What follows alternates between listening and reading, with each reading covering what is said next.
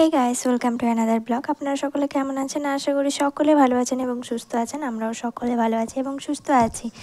আসলে কিছু অসুবিধার জন্য আর আমার নিজের কাজের অসুবিধার জন্য একটু ব্লগটা পোস্ট করতে আমার দেরি হয়ে গেল। এটা আমার পৌষ সংক্রান্তি মানে পৌষ পার্বণের ব্লগ।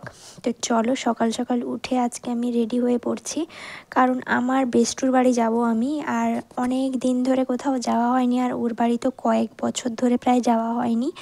লাস্ট ওই ক্লাস 11-এই গেছিলাম। তো এখন অনেকগুলো বছরের পর তারপর ওর বাড়ি যাচ্ছি, আর ও আমাকে আজকে জোর করছিল অনেক যাওয়ার জন্য ওদের বাড়ি। আর যেহেতু ওদের বাড়ি হচ্ছে শঙ্করপুরে, আর মানে গঙ্গা মেলা হয়, মানে এই সংক্রান্তির সময় গঙ্গা মেলা হয় পৌষ পার্বণে, তো তাই কারণেই যাওয়া। তো চলো সকাল সকাল আমিও স্নান টান করে রেডি হয়ে গেছি। যা ঠান্ডা, এই অসম্ভব ঠান্ডায় আমি যাওয়ার জন্য একেবারেই রেডি। তো চলো, এটা হচ্ছে আমার ফাইনাল লুক। আর আমি তো তেমন কিছু মুখে মাখিও না, এরকম কাজল লিপস্টিক একটু আইলাইনার দিয়ে মেকআপটা শেষ করলাম। আর এখন বসে গেছি খেতে। আদি খাচ্ছে মুড়ি আর আমি খাচ্ছি হচ্ছে ম্যাগি। তো আর এদিকে মাও রান্নাবান্না বসিয়ে দিয়েছিলো, আজকে খিচুড়ি হবে। তো মাকে বলছি একটুখানি এগিয়ে দিয়ে যাবে চলো আমাকে রাস্তার পাশে, কারণ অনেক দিন হলো আমি একা কোথাও বেরোই না, আর আজকে যাচ্ছি। আর মারা যাবে বিকেলে। আর এখানে চলে এসেছি আমি এখন মার্কেটে, আর কিছু মিষ্টি টিষ্টি নিয়ে নিলাম। তারপরে তো চলে এসেছি এখন অটো ধরতে। অনেক যুদ্ধ ঝামেলা করার পরে 3টে অটো ছাড়ার পরে 4 নম্বর অটোতে উঠেছি আমি এখন। তাও আবার জায়গাগুলোই নি, সাইডে বসেছি আমি এক কোণ হয়ে। তাও আবার মাঝ রাস্তায় আমাকে অটোওয়ালা দাঁড় করিয়ে দিয়ে চলে গেছে, কারণ ওই দিকে আর যাবে না, যেহেতু ট্যুরিস্ট মানে স্পট। আর এই পুজো পার্বণের জন্য আর যাচ্ছে না। তো ওই কারণে আমি আমার বান্ধবীকে ফোন করলাম, ওর কাকুর বাইকে করে আমাকে নিতে এসেছে। তো এখন বাইকে করে যাচ্ছি, আর রাস্তায় কতটা পরিমাণে ভিড় আপনারাও দেখতে পাচ্ছেন। আর পাশেই একদম পাশেই হচ্ছে সমুদ্র। তো এখন আমি চলে এসেছি, আর নেমেই ওর সঙ্গে দেখা হয়ে গেল। ও রাস্তায় দাঁড়িয়েছিল, আর ওর মাও এসেছিলো, মানে কাকিমারাও এসেছিলো, দিদিভাইরাও ছিল। তো ওকে না দূর থেকে কালো লাগছে কেন জানি না। তো চলো কাছে যাই। কাছে কিন্তু অনেক সুন্দরী আমার বান্ধবী। আর ওদিকে হচ্ছে কাকিমা আর প্রিয়ার দিদি দাঁড়িয়ে আছে। দেখো ও এখন হাই করে দিবে সবাইকে। তো তারপরে আমরা একটু এসেছিলাম ওরই বাড়ির পাশে একটা জায়গায়, মানে পুজো হচ্ছিল, গঙ্গা পুজো, মানে গঙ্গা ঠাকুর এখানে ছিল। তো ওনাকে মালা টালা পরানো হচ্ছিলো, যাই হোক পুজো টুজো শুরু হবে হয়তো। তো এখানে একটুখানি দাঁড়িয়ে তারপর বাড়ি চলে যাব এখন। তো এখন চলে এসেছি বাড়ি, আর বাড়ি এসে কত কিছু আমাকে খেতে দিয়ে দিয়েছে। এর মধ্যে আমি এত কিছু মোটেই খেতে পারবো না। আর ওদের ঘরে কত সুন্দর টেডি আছে সাজানো হয়ে। আর এদিকে দেখো, এর নাম হচ্ছে দিয়ারানী। ও কিন্তু ভীষণ কিউট, আর কথাও খুব সুন্দর বলে। তো এইমাত্র ও স্নান করে এলো। ওর আজকে ভীষণ ইচ্ছে ছিল ও সমুদ্রে স্নান করবে। অ্যাকচুয়ালি ও হচ্ছে মানে আমার বান্ধবীর কাকুর মেয়ে। ও ভীষণ সুন্দর কথা বলে, একটা কিছু একটা বলছিল, তো ওইটা নিয়ে সবাই হাসাহাসি করছিল। তারপরে ও একটুখানি ফোন দেখছিল। তারপর তো আমি এলাম একটু বাইরে। আমার বান্ধবীর বাড়িতে একটা কুকুর আছে, এর নাম জিমি মেবি হবে, আমি নামটা এর ভুলে গেছি, হয়তো জিমিই হবে। আর দেখো, বাড়িতে কোনো নতুন কেউ এলে এমনি তো ওদের নেচার থাকে যে অ্যালার্ট করা সবাইকে, আর ও মানে নতুন আমাকে দেখে এরকমই করছিল। যাই হোক, তারপরে আমি একটু প্রিয়াদের বাগানে এসেছিলাম। মানে ওদের বাড়িতে এত কিছু চাষ করেছে, আমি তো দেখে অবাক।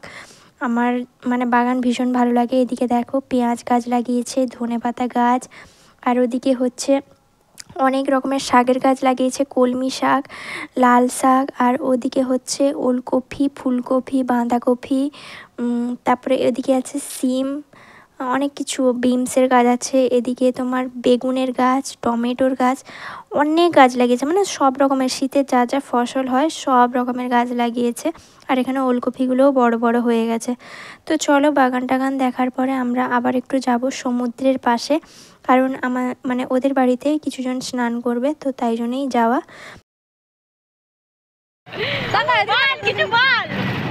আমরা এসে গেছি শঙ্করপুর বিচে। এরা মিডল পয়েন্টে কাশীনাথ শঙ্করপুরের মাঝামাঝি অবস্থানে স্নান করে যাচ্ছিল, কিন্তু করেনি স্নান। আমাদেরকে ডাকলো, আমরা আনন্দ হয়েছিলাম যে কোনো অপরিচিত মেয়ে হয়তো আমাদেরকে সিগন্যাল দিচ্ছে। এসে দেখি সেই চেনা যায়, কি করি আমরা। তবু আমরা ইউটিউবে আসতে পেরে অনেক ফেমাস সেলিব্রিটি মনে করছি, যদিও নয়। ঠিক আছে চলবে। তারপর আমরা সমুদ্রের পাশ থেকে এসে খাওয়া দাওয়া করতে বসে গেছিলাম। এখানে সবাই বাচ্চা টাচ্চারা বসেছিল খেতে, তারপর আমরা বসেছিলাম খেতে। এত কিছু খাওয়া দাওয়ার তো আমি হ্যাঁ, এত কিছু খেতে পারিনি। যাই হোক, খাওয়া দাওয়ার পর আমি একটুখানি বসেছিলাম, আর সারাদিন এত টায়ার্ড লাগছে আর ভালো লাগছে না। আর এখানে ও দিদি আইব্রু করছিল, রিয়াদি, আর বাকি যারা পরিবেশনে ছিল দিয়ার মা আরও কাকিমারা ছিল, আমি চিনি না, যাই হোক ও ওদেরকে সার্ভ করছে, দিয়া ওর মাকে পাঁপড় দিচ্ছে, মিষ্টি দিচ্ছে। তারপর চলো আমি আবার বেরিয়ে পড়ি, সন্ধে হয়ে গেছে। আর এদিকে দেখো জিমিকে বেঁধে রেখেছে গ্রিলের মধ্যে, কারণ ও যদি আবার হামলা করে দেয়। আমার চোখ দেখো লাল লাল হয়ে গেছে, আমি ক্যামেরার সামনে কেমন দেখছি। তারপর তো দিয়া আমাকে ছাড়তে গেল, আর সঙ্গে ও দিদিও ছিল, প্রিয়াও ছিল। আর ও দেখো খালি পায়ে চলে এসেছে। ও আমাকে রাস্তার মধ্যে দেখেই দৌড়াতে দৌড়াতে চলে এসছে। তো আজকে মনে হয় না যে ওয়েদারটা আর ভালো হবে বলে, ধীরে ধীরে তো খারাপ হয়ে আসছে, আর ঠান্ডাও বেড়ে যাচ্ছে, এত ঠান্ডা। আর এখন ভাটা পড়ে গেছে, আর যারা যারা জাল বিছিয়েছিল সমুদ্রের মধ্যে, ওরা এখন মাছ তুলবে, জালে থাকা মাছগুলো। আর এতটা পরিমাণে হাওয়া হচ্ছে, কনকনে ঠান্ডা পুরো। তো আমি কোনো রকম করে একটা ফাঁকা অটো পেয়ে গেছি, অনেক কনভিন্স করার পরে অটো কাকুটা আমাকে নিয়ে যাওয়ার জন্য হ্যাঁ বলেছে। তো কিছুতেই যেতে চাইছিল না। তারপর উঠে পড়েছি, আর এখন নেমেই প্রথমে আপনাদের দেখিয়ে দিলাম গঙ্গা পুজোর যে থিমটা হয়েছে এবারের, শিবলিঙ্গ করেছে। এটা হয়তো উত্তরাখণ্ড বা কোথাও একটা আছে, আমি ঠিক জানি না, এটা কাছ থেকে বোঝা যাবে না, তো তাই জন্য দূর থেকে একবার নিয়ে নিলাম ঢোকার পথেই। আর এদিকে বাপি দেখো মিক্সচার নিচ্ছিল খাবার জন্য। আর মেলাটা একটু দেখিয়ে দিলাম, প্রচণ্ড ভিড় আছে মেলাতে। আর তারপরে তো মা এখানে চটপটি নিয়ে খাচ্ছিল, আর আমি কিছু খেতে চাইছিলাম না, তো মা আমাকে জোর করে একটুখানি ফুচকা খাওয়ালো, খুব অল্পই খেয়েছি আমি, বাদবাকি বাপিকে তুলে দিয়েছি। তারপরে খাওয়া দাওয়ার পরে আমরা চলে এসেছি এখন প্যান্ডেলের ভিতরে ঢুকবো। আর বললাম না, কাছ থেকে এটা পুরোটা নেওয়া যাবে না, তো তাই জন্য দূর থেকেই আগে থেকে আমি নিয়ে নিয়েছিলাম।